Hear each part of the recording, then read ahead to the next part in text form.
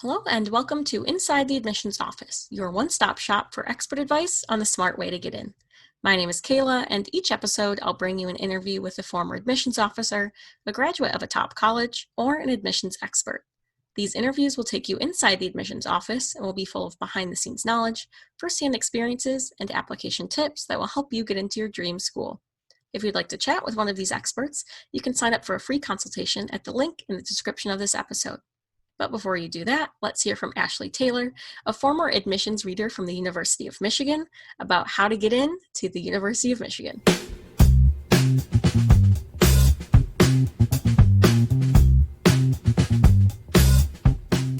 Hi, Ashleigh. Thank you for joining us. Thank you for having me, Kayla. I'm excited to be here today. I'm really excited as well. As people can tell from the title, we're going to be talking about the University of Michigan today. We have a lot of our students that apply here. I know it's a very popular school, and selfishly, I wanted to cover the University of Michigan because that's where I went to college. And so I thought it'd be exciting. Maybe I would finally understand how I got in, because sometimes I look back at my application and I wonder, how did that happen? Right, don't we all? Yeah, so I'm really excited to have you on today. Of course. Yeah, hopefully I can shed a little bit of light. But yeah, I often ask myself that question too. Awesome. Well, I guess we'll kind of get right into talking about how to get in. As many, I guess, students who want to go to U of M might know, the acceptance rate is around 20-ish%, but that might be kind of a deceptively high number. I unfortunately know a lot of my friends got it rejected or waitlisted. And for out-of-state students, it's even harder to get in. So I'm hoping you can shed some light maybe on like the type of students that the University of Michigan is looking for, and just kind of general tips for, I guess, kind of looking good to a U of M admissions officer. Of course. So, I mean, if you look at the admissions rate for the various schools and colleges on campus, which in total, Michigan actually has 19 different schools and colleges. 14 of those are undergraduate units, and only 7 are available to incoming freshman students. But when you look at the different units, you'll find that the acceptance rate is a little bit different depending on the unit that you're applying to. A lot of the talent-based programs like art and design and music, theater, and dance, those are obviously more competitive because they have that talent component. And then even if you're looking at the differences between engineering and LS&A, you'll find that there's a slight difference there as well. So yeah, that can sometimes catch students up a little bit, because when they're thinking about their school list, they might have some more selective schools. When looking at the acceptance rate, they might have those listed as their reach schools or those goal schools at the top of their list. But a lot of times they'll add Michigan to more of a target, depending on what their test scores and grades are. When in reality, a lot of times Michigan is actually also a reach school for a lot of students, just because of the sheer number of applicants each year. There are approximately 70,000 students who apply to Michigan each year. So, even if you are a very strong student, there are particular things that you should try and do to stand out. Because quite honestly, the admissions officers cannot admit all of the exceptional students that are applying, just because there are so many. So, kind of to answer your question, I wouldn't say that there is a set package that will automatically get you admitted to Michigan or to any of those selective schools for that matter. But some of the things that the students should focus on who are interested in applying to Michigan are definitely developing their extracurriculars and their leadership. Leadership is a huge component of their review process. And, leadership can be thought about in various ways, but some common leadership opportunities might be running a club or starting a club or organization, at the high school or community level. It could be running your own business and having, some results to actually show from what you have done with that business. So, how much money you've raised or perhaps donated and sorts of things like that. But it should be clear on the application that the student is a leader. And that can shine through the activities list or the essays. And I would say another factor that is really, really important to Michigan is that you're bringing a unique perspective to the university. So that can be like a diverse perspective, like the way that you view the world. It can be a really interesting spin on the major that you're choosing and what you want to do with that. Or it could also be your personal experiences and how you've navigated those experiences thus far, that indicate that unique perspective. But both of those factors are really important. Yeah, definitely. I'll say that I think like being a leader in the extracurriculars, I think is something that I noticed the most when I was at school there. I think clubs are so important to students. There's like literally hundreds of student organizations, and I don't think I met a single person that wasn't involved in at least one or two clubs. So Right. I think it's, definitely important to show admissions officers that you're going to kind of participate in that culture. Yeah, and the best way to indicate what you're going to do, in your college environment is just showcasing what you've already done at the high school level. So that is why it's just so important to showcase those things on your activity list. Yeah, definitely. And then as for leadership, of course, University of Michigan's motto is leaders and best. So you, of course, want to demonstrate that. Yes, they definitely do. So something I mentioned at the beginning was that for out-of-state students, it's even harder. Michigan, as a state school, takes more students from the state of Michigan than elsewhere. So for students who are applying from other states or even other countries, is there something to kind of keep in mind about, anything that they can do to kind of help those odds that are kind of stacked against them? Yeah. Well, first, one like misconception is that Michigan admits more in-state students than out-of-state students. And when you look at the selectivity numbers, that's true in a way. It does seem to be more selective out of state. But that has more to do with the amount of students applying in-state versus out of state rather than the exact amount of students that are actually being admitted. So to explain that a little bit better, Michigan typically aims for about 50-50, and that's how the class typically turns out. But if you look at the application numbers, 75%, if not more, of those applications are from out-of-state or international students. So it does seem to be more selective. In order to stand out as an out-of-state student, honestly, you should be highlighting the same components that I just talked about. Obviously, your academic performance is a huge factor. So definitely looking at those median scores for SAT and ACT, along with the median GPA, which is about a 3.9 for the admitted students. And if you're in par with that, then the next focus should really be those extracurricular experiences, highlighting your leadership and how you will have a true impact on campus, as well as that diverse perspective that you're able to add from experiences that you've had in the past, or the way that you would connect your major to the real world. Like, what makes you unique? So a lot of times I ask my students to think about their major, just, whatever their major is. Let's say that they're applying to an economics major at the schools that they're applying to. What makes what you want to do with economics different or distinct when compared to the majority of applicants for that major? When you look at your application, are you seeing something that you feel like everyone could have written? Do you have very general or generic interest related to business? Or are you letting your uniqueness shine through in relationship to the program that you're applying to? So all of those factors are super important, but I just want students to know that it's not necessarily that Michigan's being more nitpicky, for out-of-state students. It's just kind of the way that it works out. Yeah, I think that's a really good point to make. And it's honestly kind of a misconception that I had as a student as well, and even now, about kind of how Michigan looks at out-of-state students. So I think it's good to know that there's just so many other students that you're competing against as an out-of-state student. So you kind of just have to be even more impressive. Right. And actually, so the other thing that I wanted to mention is that you are always being compared to other students from your particular high school. So I think that is an easier, kind of game for people to play to kind of understand what the admissions process looks like. When admissions counselors are reviewing applications, they actually are able to see the entire roster of students who are applying from your high school. And they're able to see what those academic characteristics are of each student. So if there are 20 students applying to Michigan from your out-of-state school, chances are there will be a select few that do get in.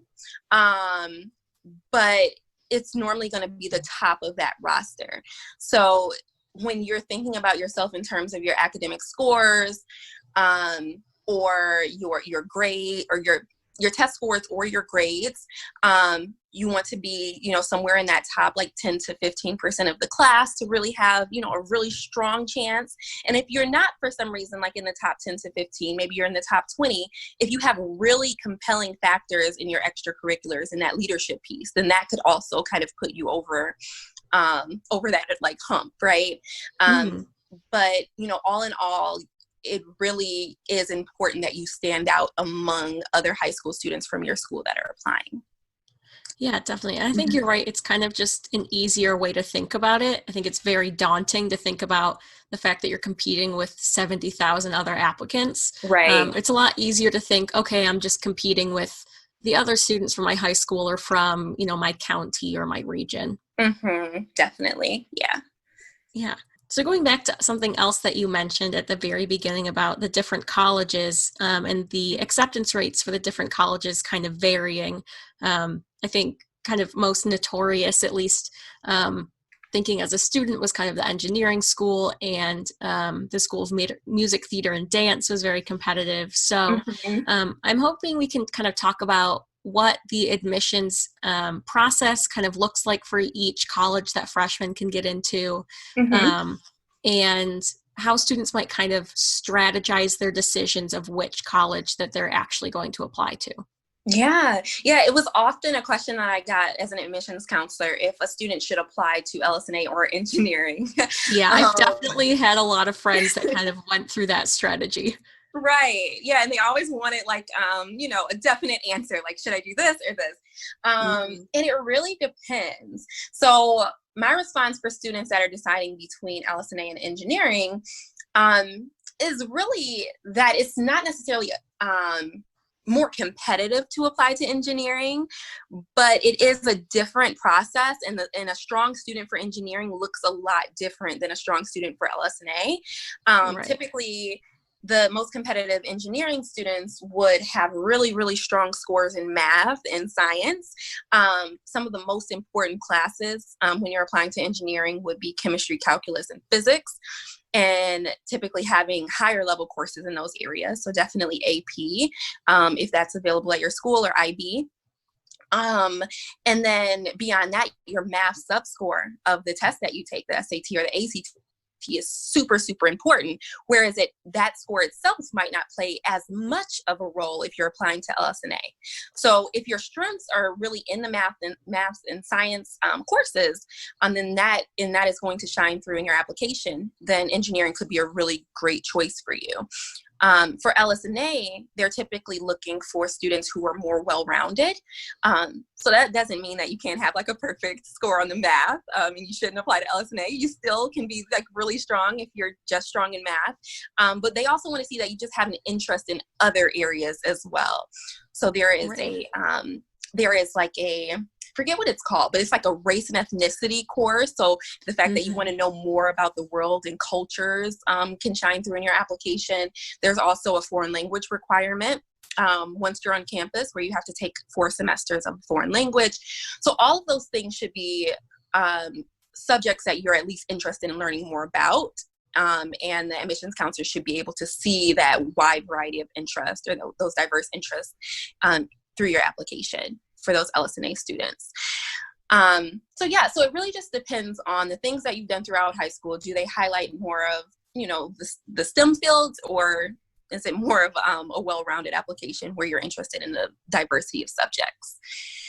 And then to answer your other question about like the other schools and kind of what makes those admission processes different.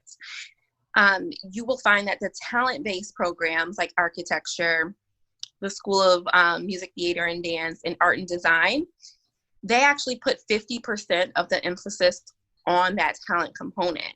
So either your portfolio or your audition are a huge component. Less emphasis is placed on your academics, even though you do still need to be somewhat strong academically. The talent is also very, very important. Yeah, definitely. I know I've heard a lot of stories from people about like bombing their audition or just being what I thought was a really strong performer and then they don't get in. It's a really competitive area. It is. Yeah, I think musical theater is like one of the most competitive programs in the country. And they don't admit many students at all to that program, but it's really great. It's a great program to get in. Yeah, I do think that's a really good point about engineering, though. I think one of the most common questions I think that I've heard, at least, about kind of strategizing your application for Michigan is about engineering, whether, you know, students are worried that if they just apply to engineering, then they might not get into Michigan at all. And so they're saying, maybe I'll apply to the College of Literature, Science, and the Arts just to be safe and try to transfer later. Yeah. But I think that's a really good point. You know, if you have an application that looks like a very strong engineering application, then it might end up confusing admissions officers. Right. If you do apply to LS&A, they might think, well, why is this student applying to LS&A? And then it kind of might ruin your chances that way. It could, yeah. I mean, if you think about a student who has really high scores, like I said, in math and their math and science, high grades in their math and science classes, but they don't have like much knowledge in another foreign language, or, you know, perhaps they don't speak to, you know, other subject areas, then they might be at a disadvantage by applying to LS&A. So I want, you know, students to really think strategically before just, you know, thinking that LS&A is the easier decision. And I can say that like 9.5 times out of 10, if you were not admitted to engineering, chances are you wouldn't have been admitted to LS&A either, quite honestly. Right. I think it's definitely important to do more than just look at the acceptance rates for both programs and make your decision based on that. You want to think about yourself in the process too.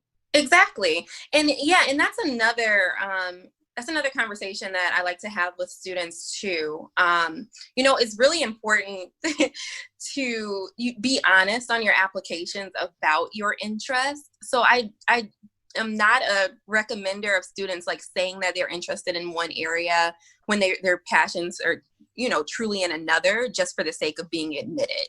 Because how much stress does that put on a student once they're on campus to have to worry about keeping their grades as high as possible to then transfer to that area that they were actually interested in? It makes a lot more sense to be honest and then, you know, let the chips fall where they may and make the decision off of where you are in fact admitted.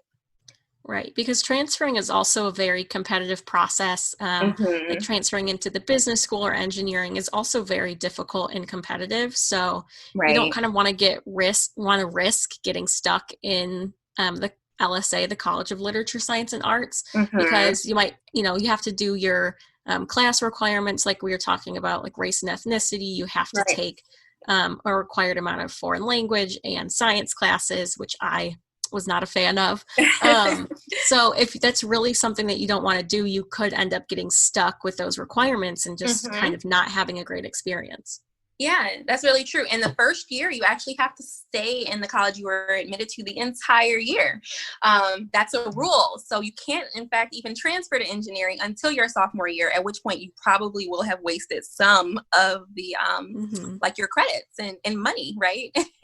Your parents don't want to, you know, don't want to know that you spent an extra, you know, semester or two, you know, with credits that don't apply to your actual major.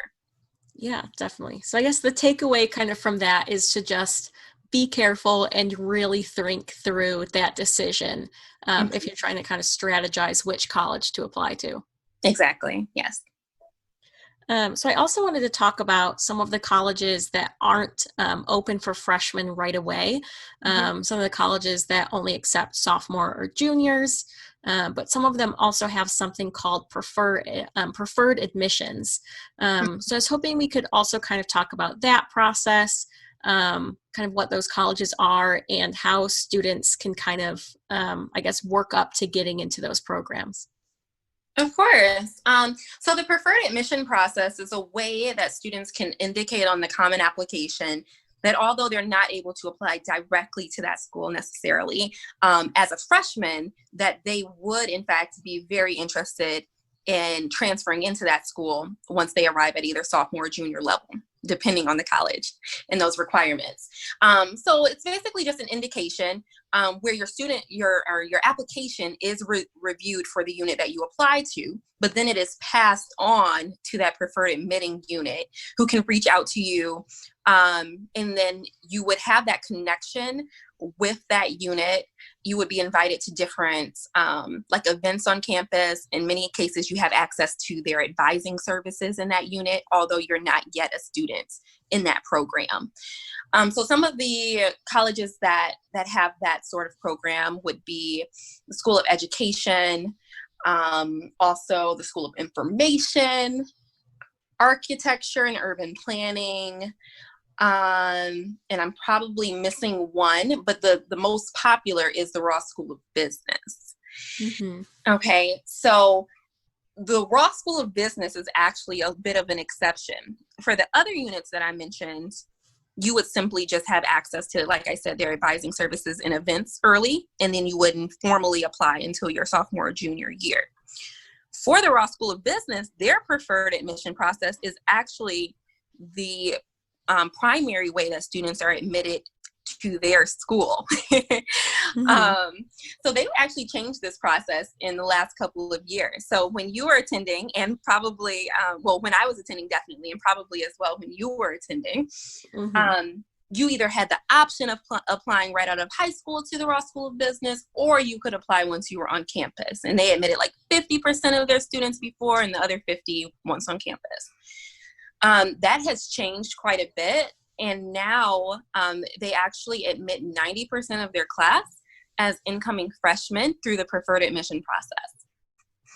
And the way that looks is that on your application, you check the box for the Ross School of Business for their preferred admission program, and you submit additional supplements. They call it the Ross portfolio. And if you are admitted to your freshman unit, which is typically LS&A or engineering, then your application is then passed over to the Ross School of Business, who can choose whether or not they would like to admit you as well for preferred admission. And if you're admitted to both programs, you're able to choose if you want to start in Ross, which most people do choose, or if you want to just stick to the other unit instead. And now this is a complicated process to explain, even in information sessions when I was at Michigan. People would always have questions about this. But that is really the recommended way to apply to Ross at this point, because they save so few spots for students once they're on campus nowadays. Yeah, I remember it actually was the old way, at least when I was a freshman and sophomore. I think in my last couple years it was starting to change, but I remember what a big deal it was to be a Ross pre-admit, we would call them, because it was much harder for freshmen to get in because it was kind of more split 50-50. Yeah. So it was kind of this really big deal. And if you didn't get in, you'd have to work very hard your freshman year to keep your grades up and to take econ and to do all of these other things to then try to get in. So it's definitely interesting that they've kind of changed that process, and it's mostly incoming freshmen coming in. It has changed. Yeah, it's changed a bit.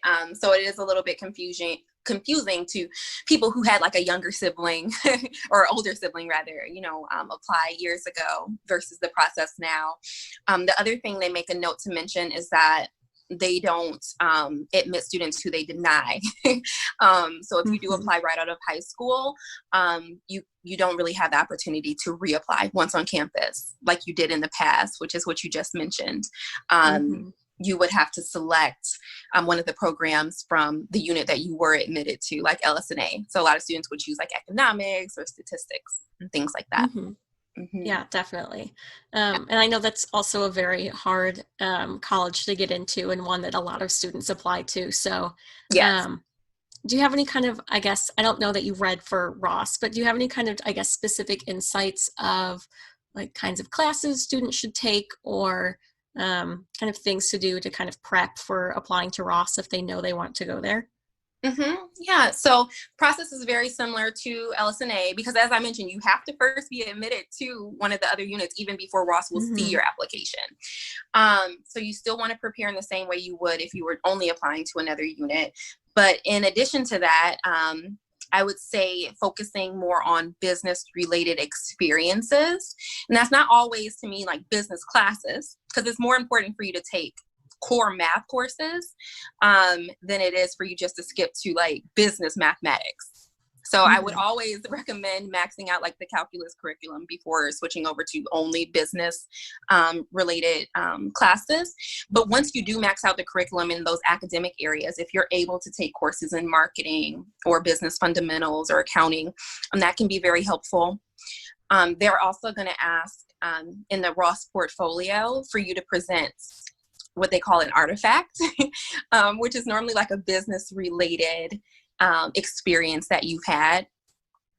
Sometimes that can be like a business proposal from a program that you've worked with or your own business.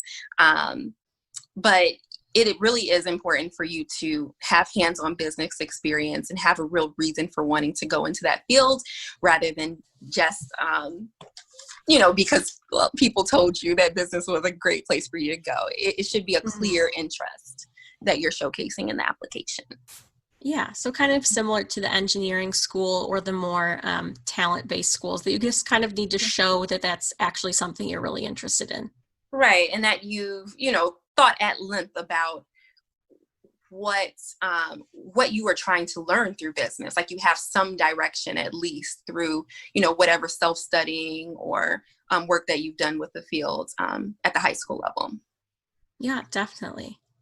So my last kind of, I guess, specific question about kind of the nuances of the application and the colleges and everything is that students can apply for some colleges to have dual degrees.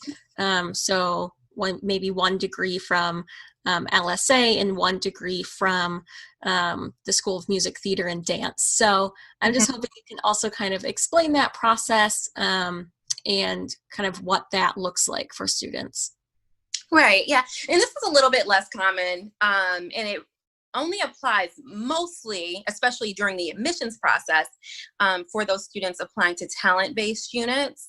If you're applying to music, theater, and dance, art and design, or architecture and urban planning, you can also choose to check a box to have your application considered for like an academic unit like LSNA or engineering.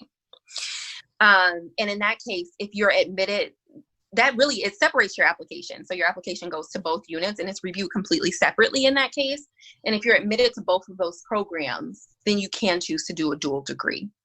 So this comes in handy for those students who are really passionate about art or, performing arts, but they might have some pressure to kind of have maybe a backup, right? In an academic field. This is a really great option for those students because it does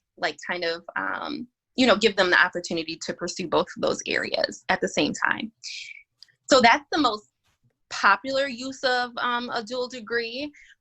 But you can, once you're on campus, if you're a student who's admitted to engineering, you can always elect an LS&A major because that's like the less competitive unit. So LS&A is always a unit where if you're admitted to any of those other schools, you can have a dual degree within LS&A for one of those majors. The same thing sometimes happens with Ross students. If they start out in Ross, they might also elect maybe an econ major, and that would be considered a dual degree. But that's not done on the front end when applying. The only time that the dual degree process is needed to be considered when applying is if you're applying to a talent-based unit. Right. Well, I think it's a good thing to kind of keep in mind that if you have kind of a couple different passions, that once you get on campus, a dual degree might be possible.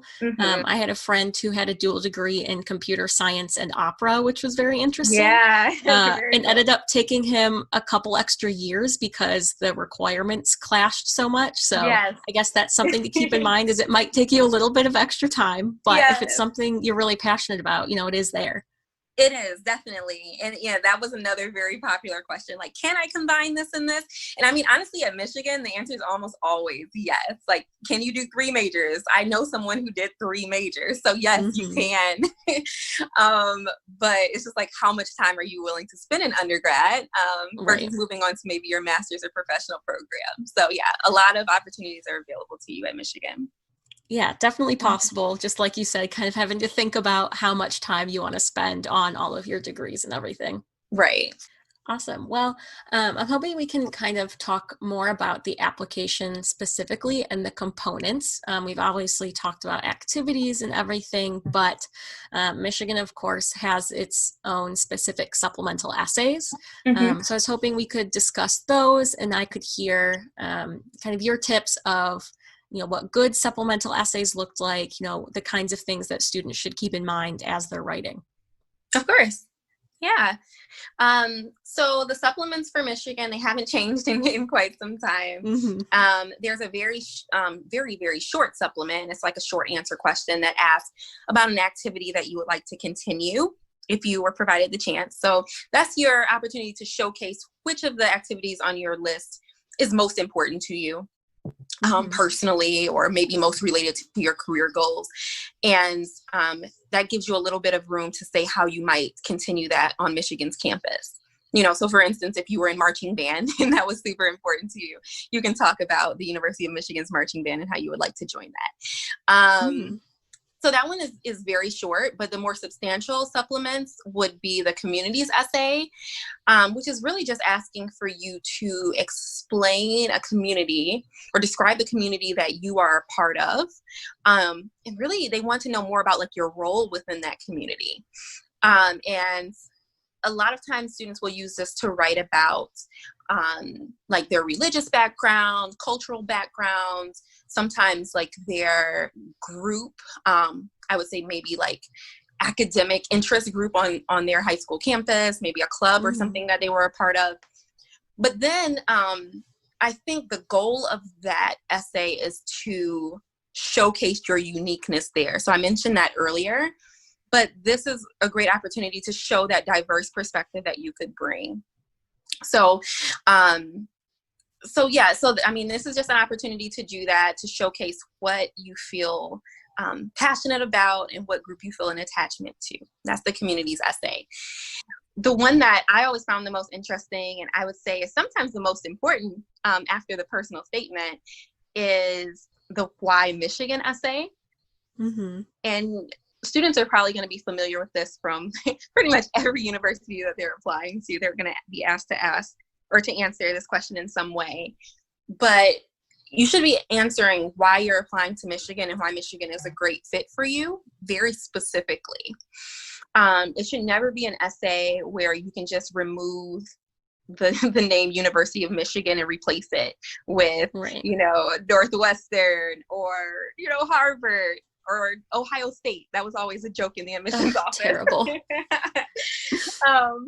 And honestly, it was funny because sometimes when people do write those essays, they actually forget to remove the name of the school they applied to previously. So often, we would review an essay that still had another school's name, and that's not a good thing. So keep that in mind as you're writing all of your supplements for different colleges. But this is really an essay that should be completely unique to Michigan. So you shouldn't even have that problem of removing another school's name because the specifics wouldn't be there if you could easily move one school and input another. So if you're interested again in economics, what type of economics research and professors are on campus that you would want to work with, and what type of research would you want to participate in? Are there any particular study abroad programs that you can see yourself doing in the field? What is drawing you to applying to Michigan in particular? And it's really important to focus on those specifics, so that the admissions officer is able to visualize how you would take advantage of the University of Michigan campus. Yeah, definitely. This is all just kind of making me think back. I can't really remember what I wrote for a lot of my essays. I remember one or two. It's just kind of making me think. But I think that's a really good point. And I think that's something I hear from a lot of our counselors, is to make sure your essay is very specific. Because like admissions officers read so many essays and they're going to kind of be able to tell if yours blends in with the rest. Mm-hmm. So I think the Yeah. kind of standard advice goes here of just do your research. Yeah. And like look at, really personalize it. mm-hmm. It's one thing, and it's crazy because as an admissions counselor, you review so many applications, like you just said.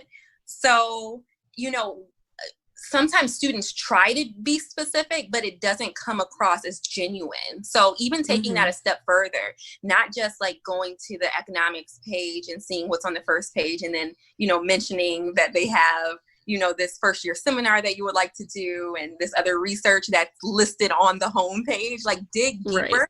so that you're not highlighting those same experiences that the other 100 students that the admissions counselor is reading for economics. Hopefully you don't have that same essay, right? So just like dig really deeply into what makes Michigan a good fit for you, and try to explain that through that essay. Yeah, absolutely. If I can just give kind of advice of, I guess, what I did through the admissions process. I remember one thing I did that I think really helped me kind of decide in the end that I wanted to go to Michigan was I ended up majoring in communications, and I kind of knew I wanted to do that from the beginning. So I attended, information session within the major for incoming or prospective freshmen. And I also booked a meeting with the academic advisor that the students use to kind of select their courses and everything, just to kind of get a better sense of the major and how everything worked. And I was able to take some of that information and like talk about it in my application, which is just a good way, I think, to get kind of information and stuff to put in your essay that is very specific to you. Right. Yeah. And I mean, even if you can briefly say that you met with, an advisor and like what you found interesting about the conversation you had with that person, then that adds a whole nother aspect rather than you just like, mentioning a few different things. You can see that you've actually tried to establish a relationship with some people on the campus. So yeah, that might've been the reason that you got in, Kayla. Maybe I did it. I cracked the code. Yeah. But yeah, obviously visiting campus, of course, right now is a bit difficult, but there's, a ton of online resources. All of these people have emails if you can reach out to them. So I think it's just an excellent way. And like I said, I really struggled to decide what college to go to. And I think that really helped me in the end. So just kind of looking out for your future self, I guess. Yeah. Yeah, that definitely is good advice. Thank you. So lastly, I kind of wanted to talk a little bit more just about mistakes, kind of like what you mentioned with putting the name of the wrong school, just to kind of give any warnings or kind of talk about things that you saw while reading that you just kind of think, I really want students to know not to do this, or just to kind of be wary of, writing something like this or, something like that. So yeah, one of my major things, I guess that's like a funnier story, the one that I just told, right, about not remembering to remove the name of another school. Don't do that. But then just to kind of recap what else I just said, is really important to show why Michigan is a good fit for you. I would say that's one of the things that I found that students often didn't do. And that's sometimes the differentiating factor between just a strong student and a student that gets in Michigan. Just like looking back, sometimes students have everything else, like really strong test scores and grades, and they might be one of the top on that roster from their high school. But if it doesn't seem like they really want it to be at Michigan and that Michigan might have just been a backup choice, then chances are they won't get the decision that they might want, or they might be waitlisted. They might not be denied, but they'll probably be waitlisted rather than admitted. So just to kind of, say that just one more time, super important to show that you're actually interested in Michigan. The other thing I would probably say about mistakes, I would take a little bit more time to think about who you choose for your recommendations, because that can sometimes be a differentiating factor as well between good students and students who just are, slightly over the top. It's one thing just to have a teacher write a strong recommendation that's very supportive. But if you have any teachers that know you very well, like inside and outside of the classroom, and then they can speak about you in less generic ways, then that sometimes is very helpful to just showcase how strong of a student you are, you know, and really set you apart from the rest of the top applicants that are applying. So I think students should be a little bit more thoughtful about the recommenders that they choose. And then also just asking the recommenders if they would be able to write them a strong recommendation, because sometimes there would be really great students, but the recommendation letters would be a little dry, and sometimes seem that they weren't as favorable. So don't be afraid to ask those teachers if they would be able to write a very favorable recommendation for you. If they say no, then move on to the next person, please. Mm-hmm. Yeah. Mm-hmm. I think those are all really great pieces of advice because, like you said all the way at the beginning, U of M gets a lot of great applicants and they can't accept everyone that's a really strong student. Mm-hmm. So everyone's kind of looking for those small things that set students apart. So, you know, showing that you're interested, of course, University of Michigan and other schools want to protect their yield rate. They want to make sure that the students they accept actually want to go to the school. Right. And that, you know, they're actually good students all around. So kind of just making sure that all of your, I guess, ducks are in a row and that each part of your application is as strong as possible. Yes. All of those things are super important. Yes. Yeah. Well, awesome. Well, thank you so much for being on. I really enjoyed talking about University of Michigan and just kind of learning about it from an admissions perspective. So thank you so much. Thanks for having me again. I had fun. Well, like I said, I hope everyone really enjoyed this episode. As a U of M alum, I was super excited to record this. As always, I'm going to be linking our blog in the description. There's also a blog that I wrote about the University of Michigan and kind of how to get in if you're interested in kind of having a written explanation of the school. And if you have any questions, of course, my email is in the description as well as you can ask on our social media at IngeniusPrep everywhere. That's all for now. Thank you for listening, and I hope you'll join me next time as we continue our journey inside the admissions office.